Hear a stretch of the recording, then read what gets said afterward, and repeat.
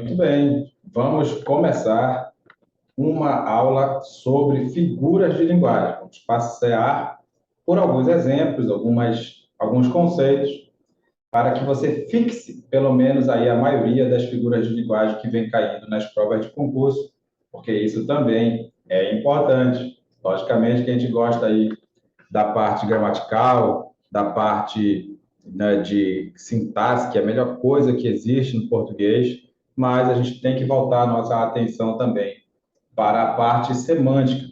A parte semântica envolve tudo que tiver a ver com linguagem.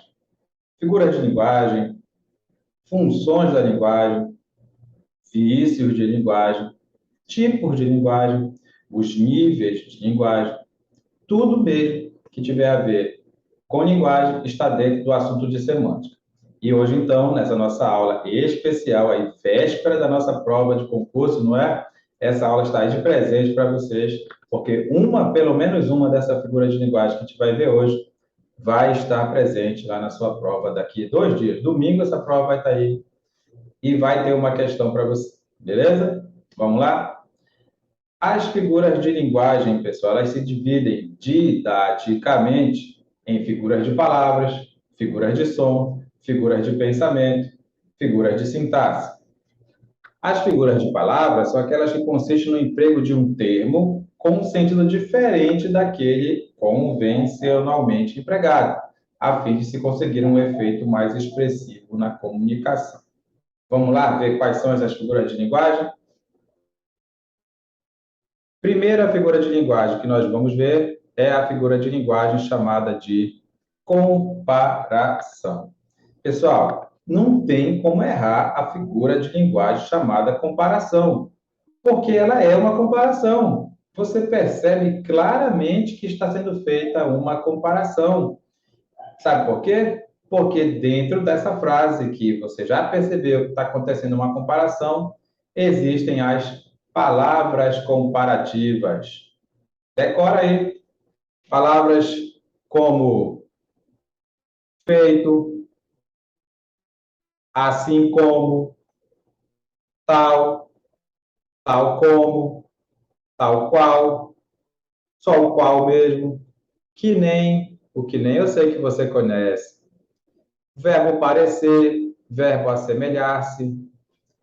Quando aparecer esses elementos comparativos, você vai ter uma figura de linguagem chamada de comparação. É simples assim. Amou daquela vez como se fosse máquina. Beijou sua mulher como se fosse lógico. Olha aí, uma figura de linguagem chamada comparação, porque você percebe que estamos comparando uma coisa com outra e está sendo usado aqui, ó, o elemento comparativo. Tranquilinho? É muito fácil mesmo a figura de linguagem chamada de comparação. As solteironas, os longos vestidos negros fechados no pescoço, negros chales nos ombros, pareciam aves noturnas paradas. Olha aqui, ó. Eu estou comparando com as aves noturnas, então você tem aí um elemento de comparação, que é o verbo parecer. De fato, nós estamos diante de uma figura de linguagem chamada de comparação. Muito fácil. Então, já que agora você já sabe o que é comparação, já dá para você aprender o que é metáfora. A metáfora é a figura de linguagem. A metáfora é a mãe das figuras de linguagem. Ela é, de fato, uma figura de linguagem mais usada, porque a todo momento nós estamos fazendo comparações. Mas, professor, não tem a figura de linguagem chamada de comparação? Tem. E agora você vai aprender que a metáfora é a mesma comparação, com uma pequena diferença. Não tem mais os elementos comparativos. Você não faz uso dos elementos de comparação. Então, é uma comparação, mas é uma comparação implícita, uma comparação oculta. Você, pelo seu cunho literário, vai perceber que está sendo comparado uma coisa com outra, mas não é mesmo uma comparação porque não tem os elementos comparativos. Beleza? Então, vamos lá. Supondo o espírito humano uma vasta concha, O meu fim, senhor Soares, é ver se posso extrair pérolas, que é a razão. Olha o quanto foi legal essa metáfora feita aí por Machado de Assis, nessa obra dele. Supondo o espírito humano uma vasta concha, já estou comparando o espírito humano com uma concha, e digo que o meu fim é que eu posso extrair pérolas. Estou comparando pérolas com a razão. É uma comparação, mas não está sendo usada as palavras comparativas. Por isso, então, que é uma metáfora, tá bom? Cuidado. Você aterrissou alegremente no meu coração. Que lindo, né? Muito amor, não é? É muito amor envolvido. Você aterrissou alegremente no meu coração. Tem duas comparações sendo feitas aí. Você, então, é um avião, porque você está aterrissando, e meu coração é o aeroporto, é a pista de pouso, não é? Porque você está pousando nele. Está sendo feita a comparação, mas não tem o elemento de comparação, o elemento comparativo, a palavra comparativa. Então, não é comparação, é metáfora. E agora que nós já sabemos o que é metáfora, fica fácil de entender o que é a alegoria. A alegoria, pessoal, é uma sequência de metáforas. É uma sequência de comparações implícitas, mas tem uma lógica nessa sequência, uma lógica quase que hierárquica. Você parte do início para o fim, ou do geral para o particular, você faz uma comparação em sequência, mas tem uma lógica. Veja comigo. Imagina que a gente vai fazer aqui o nosso curso 100% conexão, eu vou comparar, de repente, com um jogo de futebol.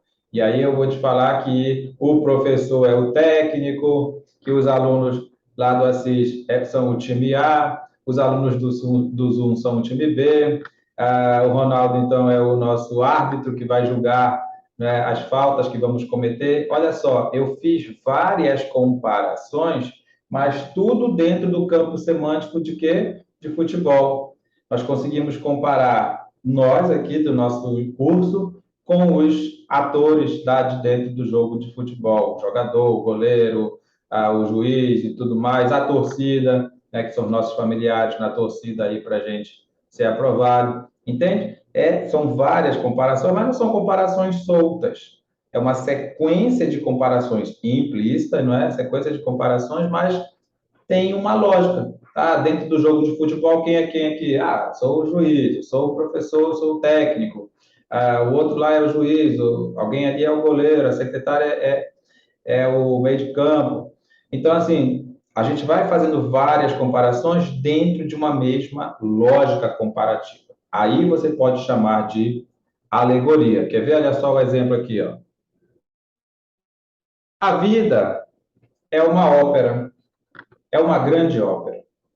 O tenor e o barítono lutam pelo soprano, em presença do baixo e dos comprimários, quando não são o soprano e o contralto que lutam pelo tenor, em presença do mesmo baixo e dos mesmos comprimários. Há coros numerosos, muito bailados e a orquestra é excelente. De novo, Machado de Assis aí nos presenteando com essa alegoria. Por que, que agora é chamado de alegoria? Ele fez as comparações toda com a obra, né, da nossa vida aí de que nós vivemos essas nossas sequências, não é mesmo? Amorosas, vamos dizer assim, né? Então ele comparou vários elementos da ópera aqui com a nossa situação de vida. Tem que ter o mesmo campo semântico, tá? Dentro de uma mesma comparação, aí você vai chamar de alegoria. Vamos para outra figura de linguagem chamada de metonímia. É uma figura de linguagem que muito cai em concurso público, eu diria até que é a que mais cai em concurso público, até porque ela é a que tem maior quantidade de exemplos diferentes. Porque metonímia é quando você faz alguma troca, mas essa troca tem uma relação lógica. Sabe? Quando você troca a parte pelo todo, né? O autor pela obra, a causa pelo efeito, a marca pelo produto. Todas essas trocas, logicamente, tendo alguma relação entre elas, são chamadas de metonímia. Quando a gente aprendia que tinha que comprar lá na venda uma que boa, você trazia qualquer água sanitária que já servia. Você tinha que comprar um Bombril, trazia qualquer esponja de aço que já servia. E assim vai. A gente compra uma Gillette, mas serve qualquer lâmina de barbear. Então a gente trocava muito a marca pelo produto. Hoje a gente troca o autor pela obra, né? Eu gosto de ouvir Chico Buarque, gosto de ouvir Caetano, como se eu tivesse a honra de estar na presença deles, né? Na verdade, a gente está compartilhando as obras, a música, os livros e tudo mais. Então, a metonímia é a que tem mais exemplos de diferentes. Então, toda vez que você perceber que tem algum tipo de troca aí acontecendo, pode ser dos mais diferentes aspectos. Existe troca de singular pelo plural. Quando eu digo assim, o paraense é muito educado, ou o paraense é muito educado, está falando de um paraense só? Não, está falando do povo paraense, né? Olha, você trocou o singular pelo plural, né, das pessoas que fazem parte. Então, qualquer tipo de troca, havendo entre elas algum tipo de relação, é a nossa metonímia. E assim o operário ia com suor e com cimento, erguendo uma casa aqui, adiante um apartamento. Já viu aquela frase? Ganharás o pão com o suor do teu rosto? Ganharás o pão. A palavra pão está representando todo o alimento. O suor do teu rosto, do teu trabalho. Não é? Então, você está fazendo essas trocas aí. É, sim, metonímia. O problema, sabe qual é? Nós não somos lá bem conhecedores de muita coisa nesse mundo. Como é que eu vou saber, em certos momentos, que está acontecendo uma troca? Por exemplo, o homem trazia o seu pinho debaixo do braço. O homem trazia o seu pinho debaixo do braço. Que é isso? Aquele negócio de lavar o banheiro, é? Pinho-sol? Não, ele trazia um violão debaixo do braço. E o que é que pinho tem a ver com isso? A matéria-prima da qual é feito o violino. Olha só, como é que eu vou saber? Então, infelizmente ou felizmente, tem essa dificuldade. Não cai só as metonímias clássicas que a gente viu na escola, né, com a nossa querida professora Raimundinha, não é? Cai também outras que a gente realmente até duvida. Meu Deus do céu, o bandido trazia a morte consigo. Trazia a morte? Como assim? Não entendi. Ele estava trazendo uma arma. Então, é a causa pelo efeito, olha só. Então, assim, são muitos exemplos mesmo de metonímia, e são muitas trocas, por isso que vale a pena aí você pegar o máximo de exemplos possível, beleza? Olha aí, ó, não devemos contar com o coração dele. Nossa, você vai pegar o coração do cara? Não, né? É o sentimento que ele tem, as emoções dele. Então, até o abstrato pelo concreto é uma troca. Esse do símbolo a gente até conhece, né? Principalmente quem joga futebol, né? Quem gosta de futebol, né? Conquistamos a taça do mundo, a taça, né? Você tem o objeto lá, mas na verdade é o prêmio, né? Todo, né? O fato de ter conquistado lá aquela vitória e tudo mais. Então tem essas histórias aí de troca de uma coisa por outra. Você já sabe que é então metonímia. Eu digo que Edson ilumina o mundo. Nossa, como é que eu vou saber que isso é uma metonímia? Porque o Edson é aquele que inventou a lâmpada, não é? Então, assim, é difícil, porque se a banca quiser brincar com você, ela vai colocar uma que você nunca viu. Agora, tem outras que a gente nem percebe, né? Eu vou à prefeitura. Prefeitura, pessoal, não existe, né? Prefeitura é um ente. Ou você vai a um prédio físico, que você vai entrar e lá tem as pessoas que trabalham nesse ente da administração pública que é chamado de prefeitura. Então você fez uma troca, né? Você diz que vai à prefeitura, mas na verdade você vai a um prédio onde funciona a prefeitura. Bacana? É isso aí que é a nossa metonímia. Tem exemplo demais. Vale a pena você guardar alguns. Não vem caindo só aqueles lá do tempo da escola, não. Vem caindo outros numerosos também. Beleza? Ó, o cara é um bom garfo. Como é que você vai saber que isso é uma metonímia? Não, ele é um bom garfo. Ele é uma pessoa que come demais, não é? É uma pessoa que come demais. Pessoal, um exemplo, um sinônimo, né, de metonímia é a sinédoque. É a mesma coisa. Metonímia e sinédoque é a mesma coisa, tá bom? É a troca de uma expressão por outra, havendo entre elas algum tipo de relação. Então, metonímia e sinédoque, a diferença que existe, ela é bem sutil, as bancas não vão te encher o saco por causa disso, tá bom? Então, metonímia e sinédoque é a mesma coisa, tá bom? Olha aí, ó. A cidade inteira viu assombrada. A cidade inteira é o povo da cidade, não é? O paulista é tímido, já o carioca é atrevido. Você está trocando o singular pelo plural, você está falando de todas as pessoas, né? Agora, olha essa aqui.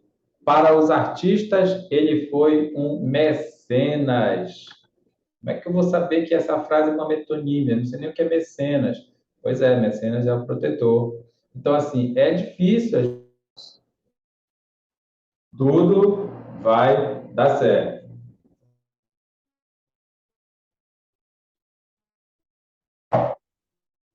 Vamos agora esquecer o mecenas e ir para outra figura de linguagem chamada de catacrese.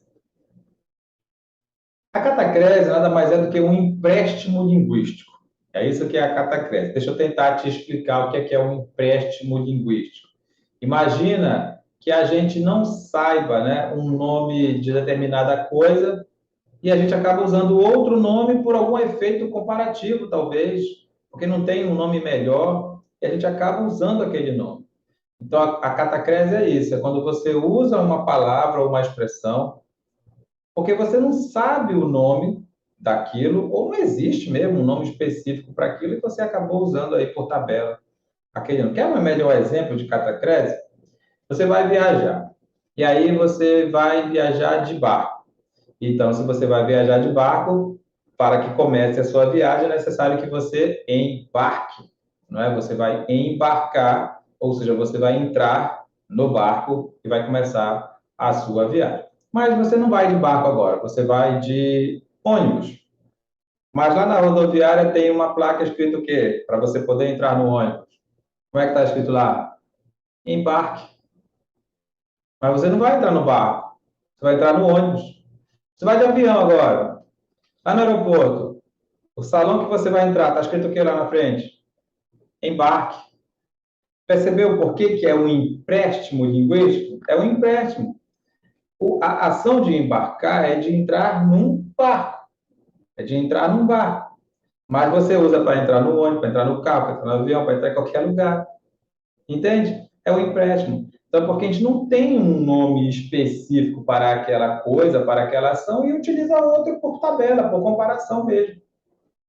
Daí todos aqueles exemplos de antigamente lá da Raimundinha, né? A pele do tomate, o dente de alho, a costa da cadeira, as pernas da mesa, né? É isso mesmo. Porque a gente não tem ali, ou não tem, ou a gente não sabe, porque o nome é bem específico, de um grupo específico de profissionais. Imagina você tomando aí um café quente na casa da namorada, e aí você toma de uma golada só o café que acabou de sair do fogo, aí você fala assim: ah, meu Deus, esse café está tão quente que eu queimei o meu palato. Palato, para com essa arrumação, queimou o céu da boca, não é? Então, céu da boca é a catacrese porque a gente não sabia ou não quer usar mesmo esse nome tão estranho aí, que só algumas pessoas que usam, alguns profissionais que usam, então a gente usa um outro. Por isso que tem a batata da perna, a boca do estômago, não é mesmo? Porque a gente não conhece, a gente não conhece esses nomes, isso não é da nossa área, a gente não tem a obrigação de conhecer. Fechou? É isso então que é a catacrese. A sinestesia é a figura de linguagem mais bonita que existe, porque ela reúne num só ato ela junta os nossos sentidos, os sentidos humanos. Nós aprendemos na escola os 5 sentidos, não foi? Mas existem 6 sentidos humanos. Aqueles que nós aprendemos na escola e aquele que nós aprendemos ao longo da vida, que é a percepção. E as melhores sinestesias são feitas juntando um dos sentidos humanos tradicionais, não é? Visão, audição, olfato, tato e paladar, juntando com a percepção. Quer ver um exemplo? Nossa, esse cara tem um olhar duro e um sorriso amargo. Esse cara tem um olhar duro e um sorriso amargo. Olha só, duro tem a ver com tato, amargo tem a ver com paladar, mas você provou o sorriso dele, você pegou no olhar dele? Não, né? Porque isso tem a ver com o quê? Com a percepção. Com a percepção. Então, guarde aí quais são os 6 sentidos humanos: olfato, tato, paladar, né? Visão, audição e percepção. Quando junta esses nossos sentidos 5 aqui primeiro com a percepção, são as melhores sinestesias que existem. Tá legal? Então, sinestesia é isso. É uma mistura de sentidos humanos num só ato de percepção. Olha lá. Aí tem aqueles exemplos tradicionais também, né? Você voltando para casa na hora do almoço, aí você sente aquele cheiro gostoso. Para pensar, cheiro gostoso. Mas o cheiro tem a ver com qual órgão do sentido? Olfato. Cheiro gostoso, gostoso tem a ver com qual órgão do sentido? Paladar. Então percebe que você está juntando 2 ou mais órgãos do sentido num só ato de percepção. Aí você tem a sinestesia. Maravilha!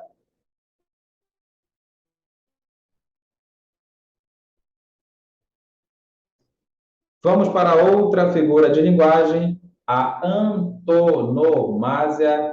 Ela é muito fácil porque ela é o apelido das pessoas. Apelido, professor? Assim, ó, é como aquela pessoa acabou ficando conhecida, né, na sua fama. Como é que ela ficou conhecida? Então, isso que é antonomásia. É um nome pelo qual a pessoa ficou conhecida, né? Hoje, se você fala pai da aviação, aí talvez muita gente vai saber de quem se trata, né? Porque você sabe que pai da aviação foi como lá o Santos Dumont ficou conhecido, né? A rainha dos baixinhos ainda está por aí. A rainha dos baixinhos, aí você lembra lá que as coisas. Então, a antonomásia é isso. É aquele apelido, aquela expressão pela qual ficou conhecida uma pessoa.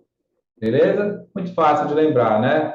O problema, mais uma vez, são aqueles que a gente vai ter uma dificuldade de associar, se de repente não é coisa do nosso contexto, não é mesmo?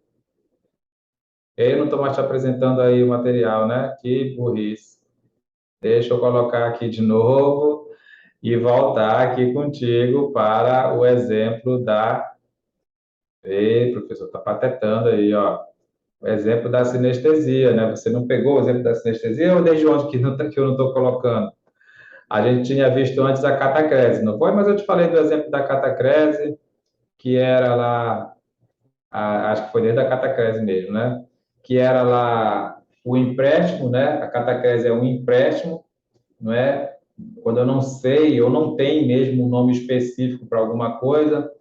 Aí lembra dos exemplos básicos, né? Dente de alho, folha do livro, né? A pele do tomate, batata da perna, boca do estômago. Mas lembra também do embarque?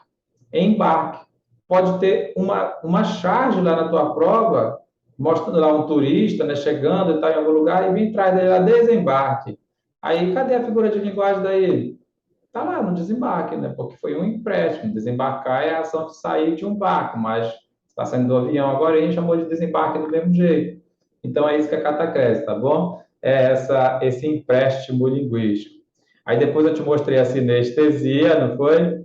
A sinestesia é a figura de linguagem mais linda que existe, porque ela é a junção dos nossos sentidos humanos num só ato de percepção, não é? A minha primeira recordação é um muro velho no quintal de uma casa indefinível. Tinha várias feridas no reboco e veludo de musgo. Milagrosa aquela mancha verde e úmida macia, quase irreal. Então, toda vez que você perceber que você está juntando os sentidos humanos, principalmente a percepção, então é aí que você tem a sinestesia perfeita, não é? A junção dos sentidos humanos junto com a percepção, que também é um sentido humano. Por exemplo, cheiro gostoso, né? Cheiro gostoso, olfato e paladar ao mesmo tempo.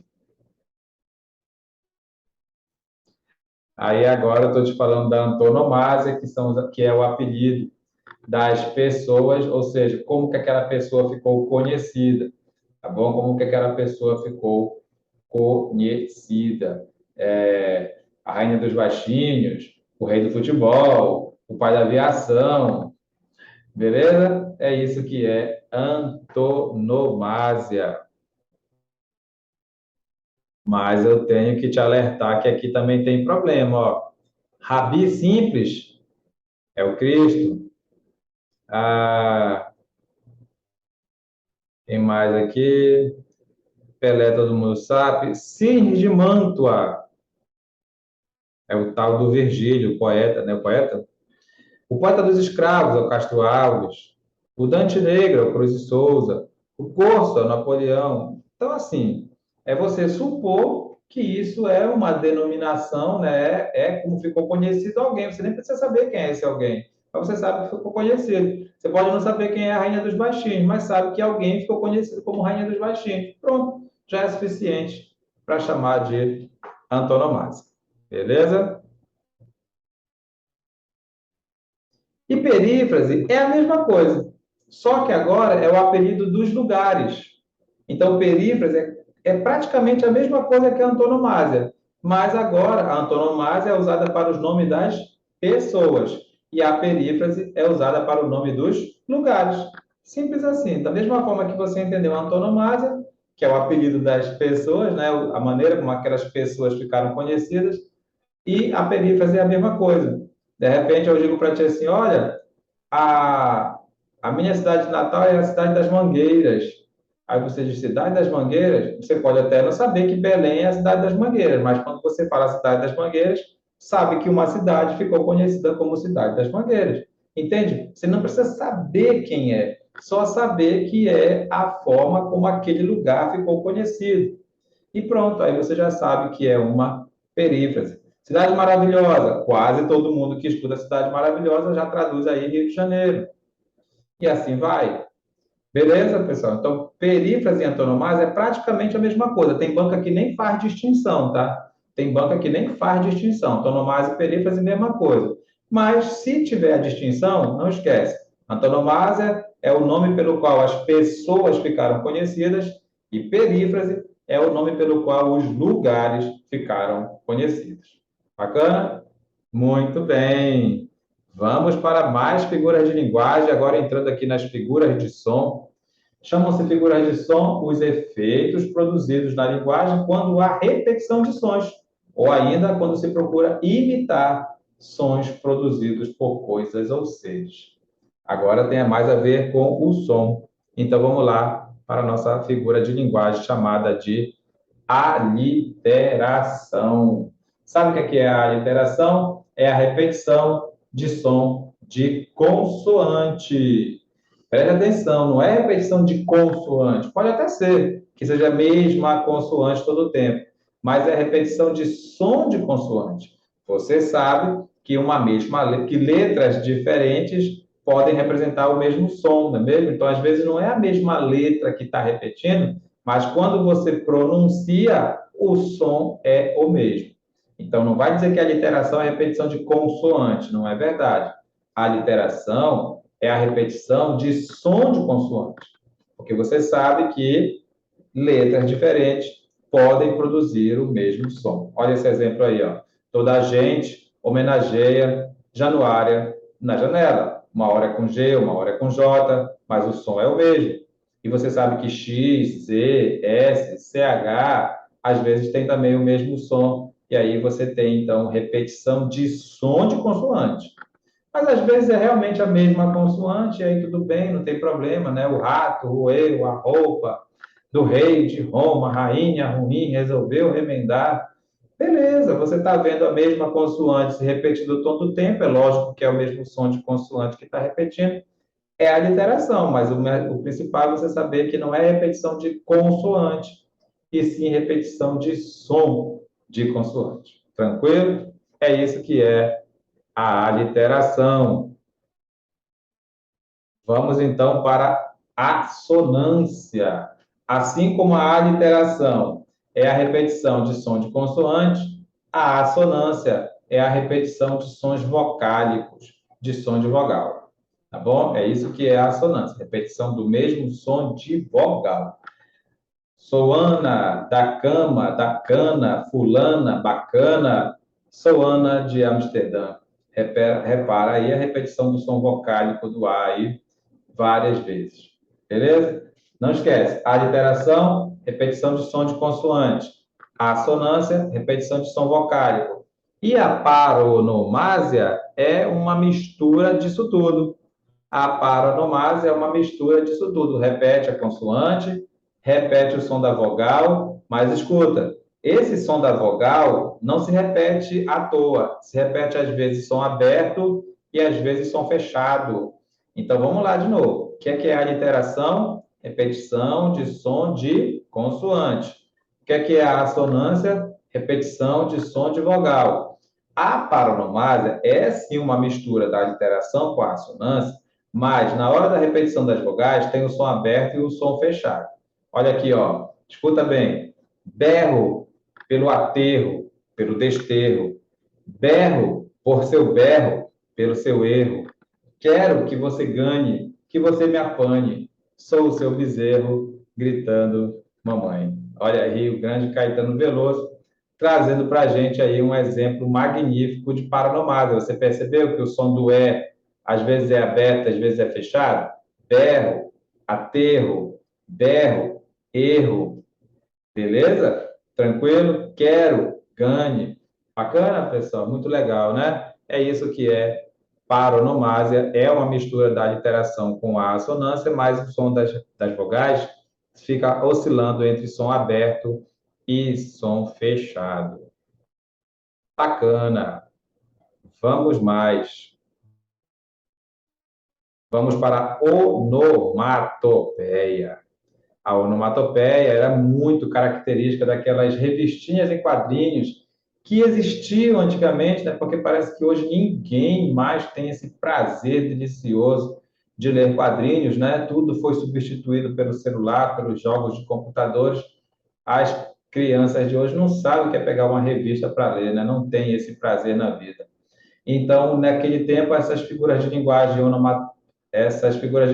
onomatopeicas, elas eram bem comuns, né? Lá o Batman brigando lá com os heróis, aí na hora do movimento do soco saía aquele troço assim, né? Aquele balão assim, escrito pô, pá, tá, né? Que era o som da porrada, não é? Ou então ali o Pato Donald passando ali pelo Tio Patinhas querendo fazer alguma coisa e sai um barulho assim, ó, blup, o barulho do cara engolindo em seco. Então era muito legal. Desde lá que a gente já foi aí criando raciocínios analíticos, né, para entender que cada som ali representava algum tipo de reação. É muito bacana isso. Infelizmente, a gente não vê mais isso hoje, não é? Então, onomatopeia é isso. É uma tentativa de imitar os sons em geral. É uma tentativa, né? Porque é muito difícil você criar, escrever perfeitamente como é que é aquele som, mas você tenta fazer aí a mudança. Tanto que existem, pessoal, os verbos onomatopeicos, sabe? Os verbos onomatopeicos, por exemplo, sabia que existe o verbo miar? Eu mio, você mia, nós miamos. Existe o verbo miar. E ele é um verbo onomatopeico. Por quê? Porque ele foi criado a partir do som que o gato lá emite. Não é? Então, guarde isso, tá, pessoal? Também existem os verbos de origem onomatopeica. Por quê? Porque eles foram originalmente criados a partir do som. Beleza? Então, qualquer verbo lá que traga do som dos animais é o verbo onomatopeico. Beleza? Então, aí você já sabe, sempre que fizer o toque-toque, não é? O loop, Qualquer barulho lá, qualquer som que tá, qualquer escrita que está representando o som é a figura de linguagem chamada de onomatopeia. Vamos agora para as figuras de pensamento. Começa aqui a melhorar mais um pouco e a exigir de você um certo conhecimento aí de gramática. Mas vamos lá. As figuras de pensamento são os recursos de linguagem que se referem ao significado das palavras, ao seu aspecto semântico, significado mesmo. O que é a antítese? A antítese é uma figura de linguagem caracterizada pela aproximação de termos opostos. Aproximação de termos opostos. Quando eu consigo juntar numa só frase palavras que são opostas, desde que não beire o absurdo, desde que não seja uma coisa impossível de acontecer. Nunca viu a sua mãe, a sua avó falando assim, quando eu vejo muito riso, é sinal de choro. Quando eu vejo muito riso, é sinal de choro. Riso, choro, palavras opostas, não é? Palavras opostas aí. Mas é totalmente possível de acontecer, não é mesmo? Só conseguiremos a paz com a guerra. Infelizmente, é uma realidade que aconteceu aí muito, muito, muito aí no nosso país, no nosso mundo e ainda existe até hoje. E olha aqui, amigos ou inimigos estão a miúde em posições trocadas. Uns nos querem mal e fazem-nos bem, outros nos almejam o bem e nos trazem o mal. Infelizmente, também uma realidade possível de acontecer. Então, a antítese é isso, tá? É a aproximação de termos opostos, desde que não seja um absurdo. Porque quando beira o absurdo, já não é mais antítese, a gente já tem uma outra figura de linguagem chamada de paradoxo. Uma outra figura de linguagem chamada de paradoxo. Então, paradoxo é isso, é um absurdo, é um exagero, não é exagero, é um absurdo da expressão, uma coisa impossível de acontecer. Olha que o paradoxo tem um sinônimo, tá? Eu já vi prova de concurso que veio com o nome oxímoro. Também pode ser oxímoron, mas é paradoxo, é um absurdo, tá bom? Olha só, dá só uma olhada aqui nesse absurdo que o Camões fez para nós. Amor é fogo que arde sem se ver, é ferida que dói e não se sente, é um contentamento descontente, é dor que desatina sem doer. Como é que é fogo que arde, mas não se vê? Como é que é ferida que dói, mas não se sente? Como é que é um contentamento descontente? Como é que desatina sem doer? Não é? São coisas absurdas. É um paradoxo, não é? Os engenheiros cantaram assim, ó, paralelas que se cruzam em Belém do Pará. Paralelas que se cruzam. Você sabe que essa linha aqui é paralela com essa linha aqui? Que essa linha de cima é paralela com essa linha de baixo? Como é que elas vão se encontrar? Não é? Alguém disse que as paralelas acabam se encontrando no infinito algum dia. Então quer dizer que Belém do Pará é o fim do mundo? Entendeu? É isso, pessoal. O paradoxo são os absurdos da vida, tá legal? Pronto. Vamos para outra figura de linguagem chamada de apóstrofe. A apóstrofe é uma invocação. Apóstrofe é uma invocação. Você sabe o que é uma invocação? Não sabe? É quando você chama por alguém. Não é quando você chama alguém. Quando você chama alguém, a pessoa está bem aqui, ela vai te atender. Quando você chama por alguém, a pessoa não está perto e a pessoa não vai te atender, provavelmente. Não é? Então, é isso que é um apóstrofe, é uma invocação. Não importa se você está chamando pela mamãe ou se você está chamando por Deus. Não importa. O que importa é que é uma invocação. Você está clamando, pedindo para aquela pessoa estar perto de você naquele momento. Mas escuta bem, só é apóstrofe se for de fato chamar por alguém. Você sabe que gramaticalmente tem diferença, né? Quando eu chamo alguém, a pessoa está bem ali, ela está ouvindo, ela pode chegar até mim. Quando eu chamo por alguém, a pessoa não está perto. Se eu disser assim, ó, O menino chamou a mãe. É invocação? Não, não é. Porque ele chamou a mãe está bem ali, ó. Não atende se ela não quiser. Agora, se tiver escrito o menino chamou pela mãe, ah, esse menino está chorando sozinho, a mãe não está escutando, nem vai atender o menino. Isso é uma invocação. Ele chamou pela mãe. Mamãe, mamãe, me protege aqui, mas a mamãe não está perto dele. Tranquilo agora, pessoal? Apóstrofe é uma invocação, quando você chama por alguém. Tranquilo? Deus, ó Deus, onde estás que não respondes? Não é? Então, isso que é apóstrofe é uma invocação. O eufemismo é uma figura de linguagem que a gente até conhece, a gente usa muito o eufemismo, né? O eufemismo é uma tentativa de suavizar a frase. É isso que é o eufemismo, é uma tentativa de suavizar a frase. Quando você não quer ser grosseiro, ou quando você quer aliviar a barra, né, de alguém, assim, você não é que você usando a expressão normal seja errado, não é isso. Não é, mas às vezes você quer suavizar mais a frase, né? Em vez de dizer lá para a mulher que ela é linda, grávida, até porque a palavra grávida tem um som grave mesmo, né? Você quer suavizar, você diz assim: Nossa, como você é linda esperando o neném.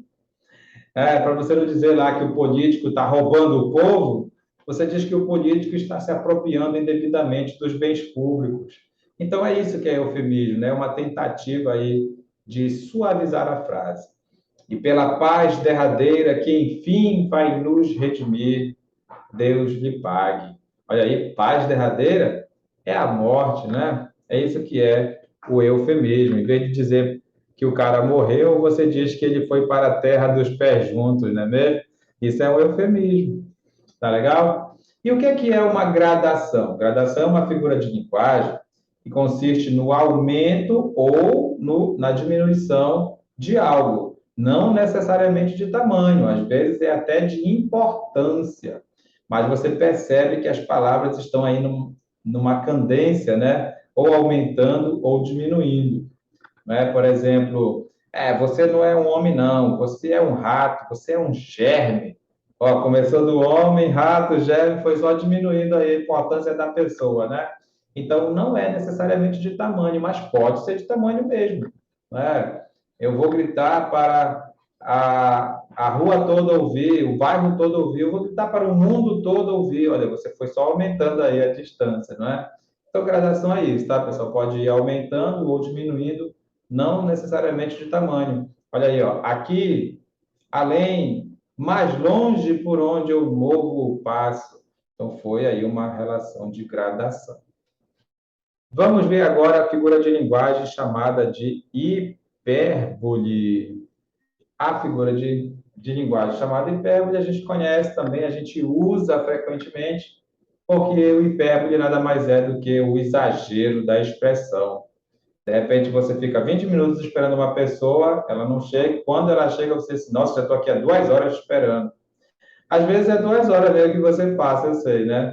Mas quando é de fato um exagero, estou um século aqui te esperando. Bom, se você não for um vampiro, um século te esperando é um exagero, não é mesmo? Então é isso que é hipérbole, é o exagero da expressão. Beleza? Eu vou chorar lágrimas de crocodilo, vou inundar o seu umbigo. Ô, meu amor, não me deixe, porque senão eu vou chorar um rio de lágrimas. Rios te correrão nos olhos se chorares. Os exageros da expressão é hipérbole. Também tem a figura de linguagem chamada de ironia. A ironia é quando se diz o contrário do que realmente se queria dizer, né? Você chegando ali, aí, bêbado, tarde da noite, lindo, né? Que linda, sabe? Obrigado, né? Obrigado, tá me chamando de lindo, né? É incrível, a gente faz ironia todo o tempo, né? A cada instante a gente é irônico, às vezes até sarcástico. Então, se cair uma figura de linguagem ironia, você não vai errar, não é? Moça linda, bem tratada, 3 séculos de família, burra como uma porta, um amor. Você não está querendo dizer todos esses elogios aí, com certeza, não é? Pessoal, a ironia é bem simples mesmo, só que às vezes depende do contexto, tá? Toma cuidado. E o que é prosopopeia? A prosopopeia também nos traz aí uma cena nostálgica. Epa, cadê eu? Uma cena nostálgica daquele tempo em que existia, de fato, desenhos animados, né? Aqueles desenhos lá em que os animais se comportavam como pessoas. A prosopopeia tem um outro nome chamado de personificação ou animização. É quando realmente você dá vida para seres que não têm vida ou faculdades humanas para seres irracionais. Né? No desenho lá de antigamente, as coisas saíam voando lá, a mesa saía correndo e falando lá atrás do pica-pau, por exemplo, né? O próprio pica-pau era um passarinho que se comporta como pessoa, o Pato Donald, Mickey Mouse, né?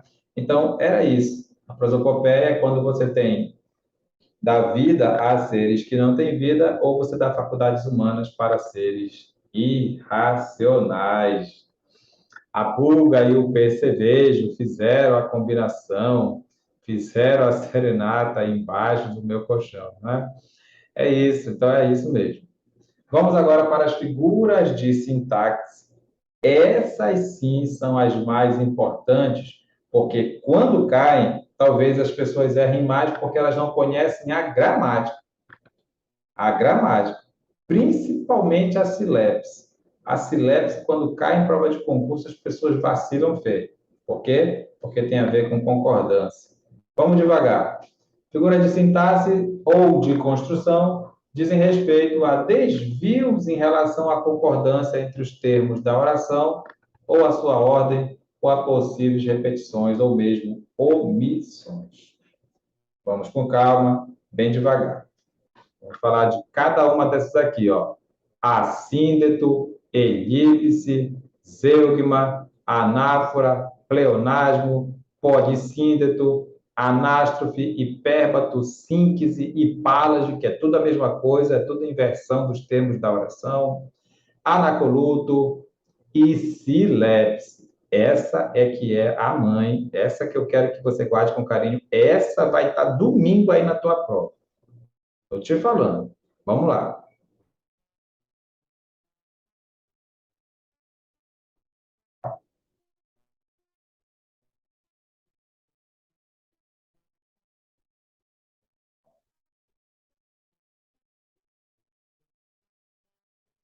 Vamos começar com as mais fáceis. Assíndeto quer dizer a ausência de conectivo. É isso que é um assíndeto, é a ausência de conectivo. O que é conectivo? As nossas conjunções. Você percebe que era para ter uma conjunção ali ligando as orações, mas ela não veio.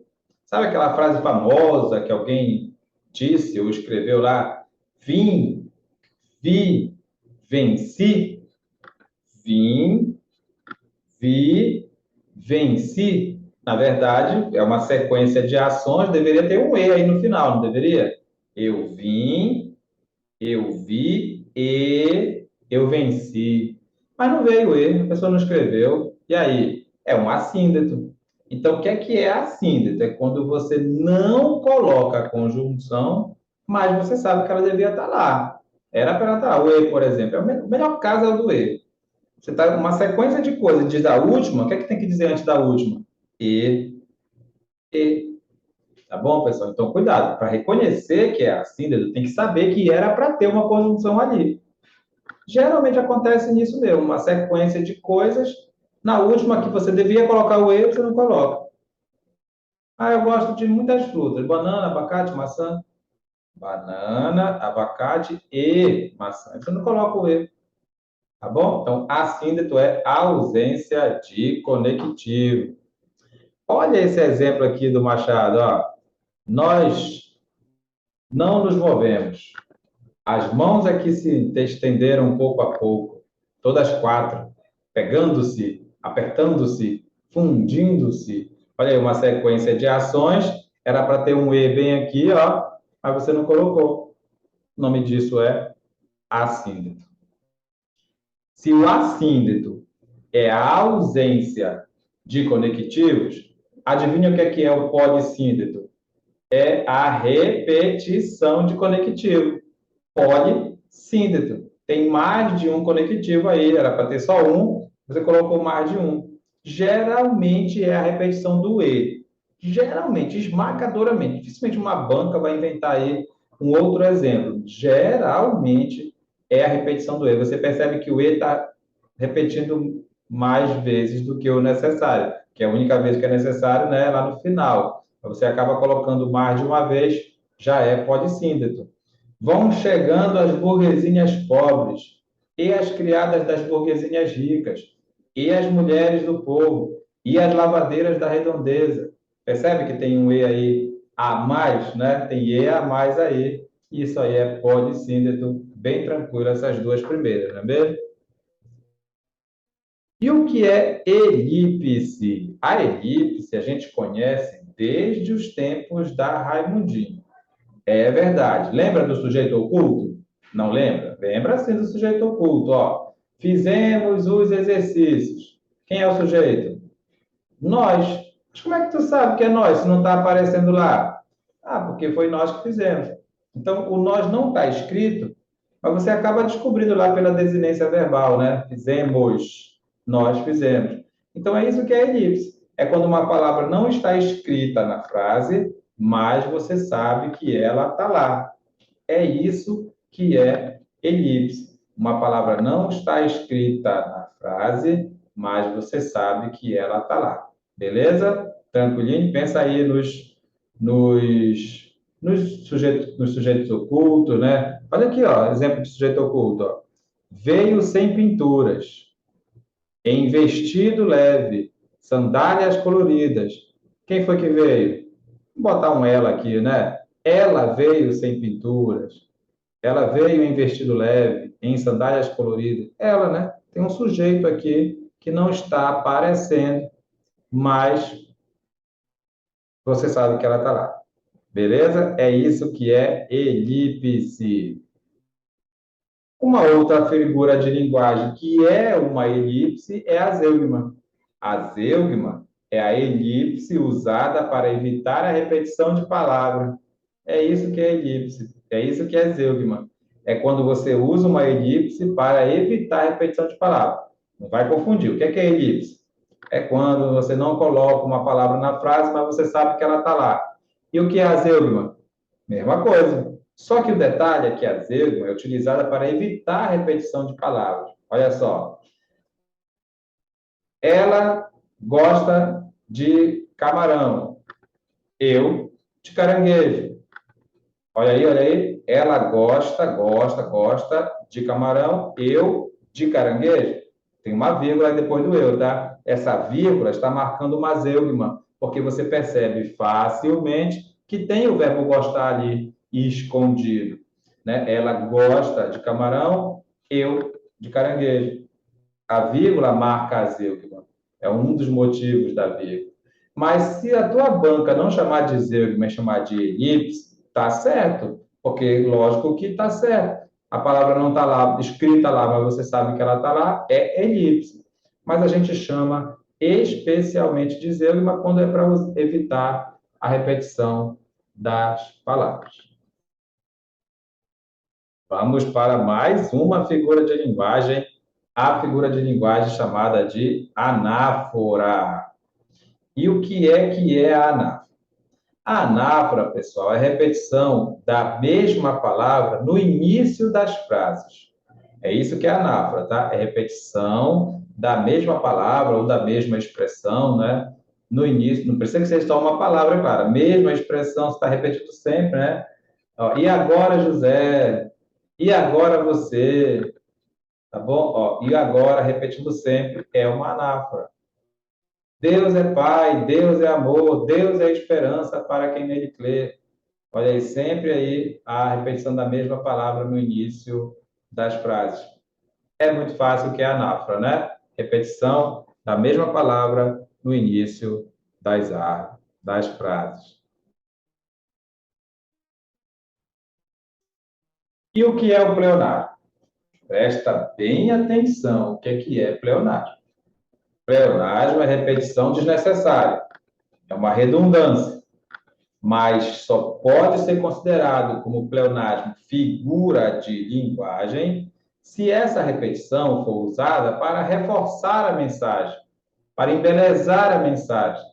Se não, pessoal, não é pleonasmo figura de linguagem, é vício de linguagem, é chamado de pleonasmo vicioso e, como todo vício, deve ser evitado. Muito cuidado com isso, tá, pessoal? Só pode ser pleonasmo figura de linguagem se realmente for algo que serviu para alguma coisa, né? Serviu para reforçar a mensagem. Ó, a mim, ninguém me enganará. A Maria, a mim, ninguém me enganará. Percebe que o eu está repetindo aí, né? Tem o eu no a mim, tem o eu no me. É uma repetição desnecessária, mas serve para reforçar a mensagem, né? De que esse cara acha que não vai ser enganado nunca, não é mesmo? Veja com seus próprios olhos o resultado de sua teimosia. Nossa, quando você fala isso para alguém, parece que é para a pessoa se sentir mais culpada do que já está, né? Veja com seus próprios olhos o resultado de sua teimosia. É claro que é para ver com seus próprios olhos, é claro que é redundante, mas é aí uma redundância, uma repetição para reforçar a mensagem, aí você aceita como pleonasmo figura de linguagem. Cuidado que existe um outro assunto no português chamado de vícios de linguagem, e dentro dos vícios de linguagem existe o pleonasmo vicioso. Pleonasmo vicioso não é pleonasmo figura de linguagem. Para que que você fica dizendo subir para cima, entra para dentro, sai fora? Para que falar isso, não é? Porque isso aí não tem nada de reforço aí nessa repetição. Não precisa fazer isso, isso é pleonasmo vicioso. Combinado? Cuidado com os pleonasmos que a gente nem se toca que usa. Ah, meu amigo, saia dessa vida. Você tem que encarar de frente os seus problemas. Ah, se é para encarar e a cara fica na frente, é porque é para encarar de frente mesmo, veja? Então, cuidado com alguns pleonasmos viciosos que a gente usa e pensa que está certo. Ó mar salgado, quanto do teu sal são lágrimas de Portugal. Por te cruzarmos, quantas mães choraram, quantos filhos em vão rezaram, quantas noivas ficaram por casar. Para que fostes nossos, ó mar? Olha aí, o mar salgado é um pleonasmo, figura de linguagem, porque aqui serviu para fazer o poema aí, lindo e maravilhoso, não é mesmo? Então vamos lá. Vamos para outra figura de linguagem. A figura de linguagem que tem mais sinônimos é o hipérbato. Mas você só vai entender o hipérbato se você souber qual é a ordem direta da oração. Será que você ainda se lembra o que é ordem direta da oração? Vem comigo aqui, ó. Ordem direta da oração. Eu acho que eu já te falei isso aí em várias outras oportunidades. Bora ver se você vai lembrar. Quem é que vem primeiro aí? Naquelas frases típicas da nossa escola. Primeiro vem o sujeito, depois vem o verbo, depois as respostas das perguntas que você faz para os verbos, são os complementos. Por último, lá no finalzinho da frase, vem as circunstâncias. Vem as circunstâncias. Essa é a ordem direta da oração. Ordem direta. Qualquer mudança que você faça aqui, qualquer mudança, ó, troca o verbo com o sujeito, põe o objeto na frente do verbo, troca o sujeito com o predicado, põe a circunstância no meio, no início, qualquer mudança que você faça aqui é inversão. É uma figura de linguagem chamada inversão. Ou seja, é um hipérbato, hipálage, síntese, anástrofe, tudo isso aí é inversão. Qualquer mudança aqui nessa ordem é uma figura de linguagem chamada de hipérbato. Tá bom? Dificilmente uma banca vai querer encrencar contigo com as pequenas e sutis diferenças de hipérbato, anástrofe, síntese, hipálage. Pessoal, é tudo a mesma coisa, tá bom? Não pira a tua cabeça, tá? Meu Deus, Como é que eu vou entender? Não, só faz assim, ó. Aprende isso aqui, a ordem direta da oração, que eu sei que tu já conhece. Aquelas frases tradicionais lá da nossa escola, né? O rapaz ofereceu flores à namorada na semana passada. Qualquer inversão aqui é e inversão mesmo é o nome da figura de linguagem, né? E você pode chamar de inversão, hipérbato, anástrofe, síntese, hipálage, tá bom? Mas eu só quero que tu enxergue que está invertido. Porque se tu não enxergar que está invertido, também não adianta nada. Qualquer inversão aqui é hipérbole, tá bom? Quer um melhor exemplo? O hino nacional. Olha lá, ó. Ouviram do Ipiranga as margens plácidas de um povo heróico. Ouviram do Ipiranga as margens plácidas de um povo heróico, o brado retumbante. Se você fosse colocar isso na ordem direta, você tinha que perguntar primeiro quem foi que ouviu. Quem foi que ouviu? As margens plácidas do Ipiranga ouviram o quê? O brado retumbante. De quem? De um povo heróico. Mas aí o autor foi aí embaralhando aí todos esses termos e criou aí essa melodia maravilhosa do hino nacional. Então, é isso que é hipérbole, tá, pessoal? Qualquer bagunça aí que você fizer na ordem direta da oração. Beleza? Vamos para frente.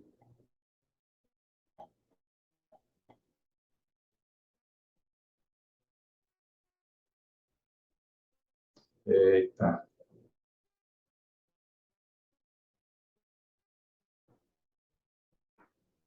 E o que é o anacoluto? Também é importante você conhecer a ordem direta da oração para saber o que é anacoluto. O anacoluto é uma quebra nessa ordem direta da oração. Geralmente vem aqui, ó, no sujeito. Você coloca o sujeito, mas em vez de colocar o verbo, você quebra a frase. É como se você tivesse pensado melhor. Olha só, essas crianças de hoje, não sei não, não sei o que fazer com elas. Você ia dizer, essas crianças de hoje são encapetadas. Você ia dizer uma frase com esse sujeito, essas crianças de hoje. Mas aí você deu uma aliviada, pensou melhor, colocou uma vírgula. Olha aí a função da vírgula, né? Está marcando o anacoluto. E aí você reescreveu a frase. As secretárias de hoje, vírgula, não se pode confiar nelas. Tu tá me entendendo? Você coloca o sujeito, mas em vez de colocar o verbo, você quebra o sujeito, coloca uma vírgula mesmo e refaz a frase que você ia dizer. Você pensa melhor. É isso que é um anacoluto. Olha aqui o exemplo, ó. Essas empregadas de hoje, vírgula, não se pode confiar nelas. Você ia dizer assim: essas empregadas de hoje não são tão confiáveis. Mas você não disse direto, você parou lá no possível sujeito e reformulou a fala: não se pode confiar nelas. Tá ok? É isso que é anacoluto. Então você só vai entender o anacoluto se você souber que a primeira coisa que vem é o sujeito. Aí você, em vez de construir a frase logo com o verbo, você quebra, põe a vírgula e refaz a fala. Tá bom? É isso que é anacoluto. Então, percebe que é mais uma. Por isso que eu gosto de todos os assuntos. Ah, professor, poxa, eu não sei nada de pontuação. Até hoje a gente não fez uma revisão de pontuação. Cara, pontuação é tudo que a gente já estudou. Até figura de linguagem tem a ver com pontuação. Então, agora eu te falei da Zeugma, não é? Que é aquela vírgula que marca lá que tá evitando a repetição da palavra. Agora aqui a vírgula mostrando o anacoluto, ou seja, você quebrou a estrutura inicial da frase e criou outra frase. Tá vendo? Tudo que tem vírgula, pessoal, é um assunto de pontuação. Então, cada vez que você estudou os termos da oração, as orações, aqui já tem umas duas ou três figuras de linguagem que a gente falou de vírgula. É isso, tá bom? Vamos lá, então, para mais uma figura de linguagem. Eu acho que a gente vai fechar com essa aqui, porque essa é a mais importante em relação à gramática, porque a gente nem sabe que a frase está errada. Olha o que é silépsis, olha só, olha o conceito, olha o que é silépsis. Silépsis é o erro de gramática, é o erro de concordância. A erro de concordância o verbo não está combinando com o sujeito, sei lá, o substantivo não está combinando com o adjetivo, não está combinando. Ah, tá, entendi o que é silépsis. Aí eu te dou uma frase, Eu peço para tu procurar um erro nela, tu diz, não, não tem nem erro aqui não, tá tudo certo. Entende? A silébice é difícil porque te exige gramática, te exige conhecimento gramatical. Agora, você lê a frase e não percebe que a frase está errada, como é que você vai saber que é uma silébice? Tá legal? Então, toma muito cuidado aí com a silébice. Silébice é um erro de concordância. Também posso chamar a silébice de concordância ideológica. Por que concordância ideológica? Porque a gente combina não com o que está escrito, mas com o que está subentendido. Ó, deixa eu te dar um exemplo aqui fácil. A criança chorava, porém ninguém sentia a pena dele. Escuta essa. A criança. Não sei se tu sabe que criança é uma palavra feminina. A criança chorava, porém ninguém sentia a pena dele. Isso é um erro, pessoal. Se você não enxergar esse erro, como é que você vai saber que é silébice? Mas que erro foi esse? Se a criança é uma palavra feminina, qualquer palavra que for combinar com ela tem que ficar no feminino. O correto era dizer assim, ó, a criança chorava, porém ninguém sentia a pena dela. Mas por que será que escreveram dele? Porque combinaram não com o que está escrito, que é a criança, e sim com o que está subentendido, que é um menino. Então, é isso que é silébice, é uma combinação ideológica, é uma concordância ideológica, tá bom? Eu combino não com o que está escrito na frase, e sim com o que está subentendido, mas, por favor, não é todo erro de concordância que você vai chamar de silébice. Aqueles erros crassos que você comete não é silébice, é erro mesmo, é falta de aprendizado. Você dizer lá, ah, não, relaxa, nós chega lá, nós faz a festa, nós agita. Isso aí não é silébice, não, meu irmão. Isso aí é erro grosseiro. Que negócio de nós chega, nós faz, nós vai. Aliás, nós chegamos, nós fazemos, nós vamos. Isso aí que é o correto e não tem nada a ver dizer que isso é silébice quando você erra isso aí. Só é silébice se for de fato uma concordância ideológica. Ou seja, você está combinando não com a palavra que está lá, mas com o que está subentendido. Olha esse exemplo aqui muito massa. Imagina dois homens conversando. Um homem conversando com outro homem. Aí, um fala para o outro assim: cara, quando a gente é nova, a gente faz muita besteira. Preste atenção. Dois homens conversando, tipo machão, né? Aí um fala para o outro assim: cara, quando a gente é nova, a gente faz muita besteira nessa vida, né? Aí tá doido? É que negócio é esse de gente nova já, rapaz? Quando a gente é novo, rapaz, somos um homem. Só que quando a gente é novo, tá errado. Tá errado? Sim, tá errado. Você não sabia que a palavra gente é um substantivo feminino? A palavra gente é um substantivo feminino. É. Então, qualquer palavra que for combinar com esse substantivo feminino tem que estar no feminino. Então, o correto, gramaticalmente, mesmo sendo dois homens conversando, é quando a gente é nova, a gente faz muita besteira. Mas quem fala assim, os dois machões vão falar assim? Não, né? Vai falar como? Quando a gente é novo, a gente faz muita besteira. E aí ele está usando o quê? Uma silepse. Uma silepse chamada de silepse de gênero, porque ele pegou o gente, que é a palavra feminina, mas escreveu novo, que é a palavra masculina, porque está subentendido que quem está falando é o homem. Entendeu agora o que é silepse? É um erro de combinação, mas vamos dizer que é um erro proposital. Eu sei que não era para ser daquele jeito, mas eu quis combinar com o que está subentendido. Só assim que pode ser considerado silepse. Fechou agora? Então, o que é silepse de gênero? Era para ser masculino, mas você botou no feminino, ou o contrário. Quer ver um exemplo que ninguém conhece? Vou te dar um exemplo que as pessoas erram feio, mas eu tenho que te falar porque tem o teu manual de redação da Presidência da República. Olha só.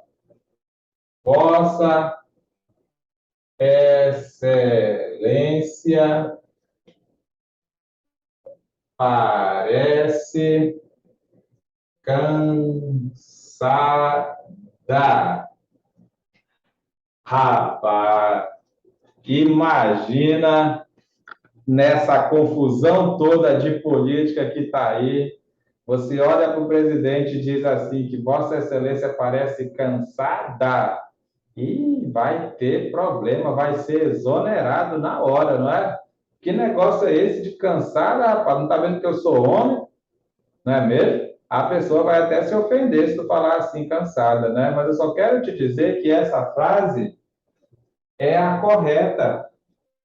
É a correta, porque todo pronome de tratamento que comece com vossa ou com sua é feminino. Todo pronome de tratamento que comece com vossa ou com sua é feminino. Então, se é feminino, tem que combinar no feminino.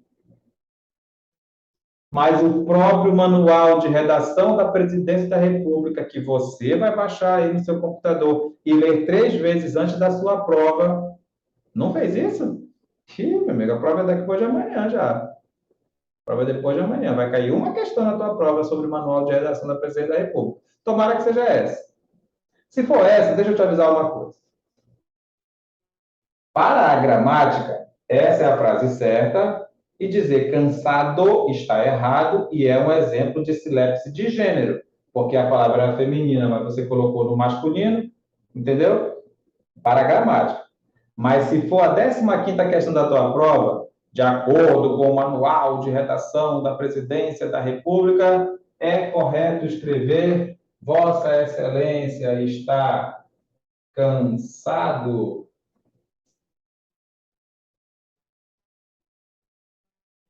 Aí você vai dizer que está certo. De acordo com o manual, porque todo manual é machista, né? O machista disse assim: não, pô, tá certo, cansado, sim, esquece esse negócio de palavra feminina. Se o cara é homem, tem que falar cansado. Se é mulher, fala cansada. No manual tem essa orientação. Então, pelo manual, se for a questão de. Se for a última questão lá da tua prova, dizendo assim, de acordo com o manual, o certo é esse aqui, cansado para homem e cansada para mulher. Mas na gramática, se for aquela questão de gramática, dizendo assim, marque a frase errada. Essa frase aqui está errada. Por que está errada? Porque Vossa Excelência é feminino e aqui cansado é masculino. Está errado, mas é um exemplo de silepse de gênero, porque é isso que é a silepse de gênero. Combina não com o gênero da palavra que está aqui, e sim com a pessoa que está subentendida. Está tranquilo isso aí? Pronto, você já sabe, então, o que é silepse de gênero. Tem também a silepse de número, acontece muito a silepse de número, que é quando era para ser singular e você faz plural, ou quando era para ser plural e você faz singular, não é? Sei lá, para pegar esse exemplo aqui mesmo, corria gente de todos os lados. Gente, além de ser uma palavra feminina, também é singular. Aí você fala, corria gente de todos os lados e gritavam. Mas gente era singular, como é que gritavam? Plural. Isso é silepse de número. Também tem silepse de pessoa, e essa aqui eu quero anotar para ti. Para ver se dá para anotar aqui para você, a gente fechar com chave de ouro aí a nossa aula. Pessoal, quantas vezes você já viu campanhas por aí? Eu vou pegar a campanha do futebol, tá? Mas você pode pensar aí naquela pessoa que alguém está ajudando aí. Todos somos fulano, todos somos ciclano, tá bom? Mas eu vou pegar essa aqui que é bem conhecida aí, vamos dizer, nas propagandas. Ó. Todos somos futebol. Todos somos futebol, tá bom? Aí tu te lembra de qualquer coisa que tu já viu por aí. Todos somos fulano, todos somos ciclano. Sempre tem essas campanhas por aí. Pessoal, você acredita que essa frase está errada? Não? Você duvida? Todo mundo duvida. Todo mundo acha que essa frase está certa. Todo mundo acha que essa frase está certa, mas ela está errada, pessoal. Ela está errada. Por que que ela está errada? Porque o todos é terceira pessoa do plural. Combina com eles, sabe? E o somos é primeira pessoa do plural. nós somos. Ou você fala assim, todos são futebol, ou você fala, nós somos futebol. Tem duas formas de certo, mas a gente prefere usar o errado. Isso é silepse de pessoa. Por que é silepse de pessoa? Porque você está misturando a terceira com a primeira pessoa.